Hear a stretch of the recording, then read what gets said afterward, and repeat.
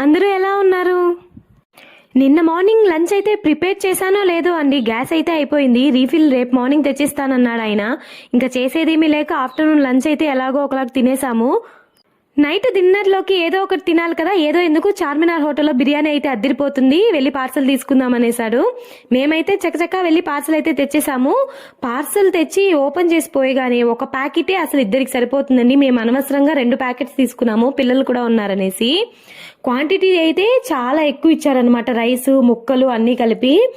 అసలు స్మెల్ అయితే అద్దరిపోయిందండి. ప్యాకెట్ విప్పి గిన్నెలో వేయగానే స్మెల్ అయితే అద్దరిపోయింది. మా ఆయన ఫీల్ అవుతున్నారనమాట, అనవసరంగా 2 ప్యాకెట్స్ తీసుకున్నాము, ఒకటైతే అందరికీ సరిపోయిండేదనేసి. వీళ్ళ దగ్గర గోంగూర అయితే స్పెషల్ అంట, అందుకే మా ఆయన గోంగూర ఏదని ముందు చూసేస్తున్నాడు.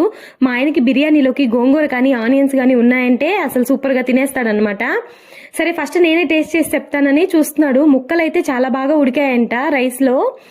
గోంగూరలో ఆ బిర్యానీ కలుపుకొని ఆ ముక్కేసుకొని తింటుంటే అద్దరిపోయింది. నేనైతే మొత్తం గోంగూరతోనే బిర్యానీ మొత్తం కంప్లీట్ చేసేసాను.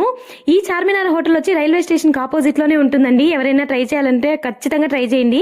వీడియో నచ్చితే లైక్ చేయండి ప్లీజ్.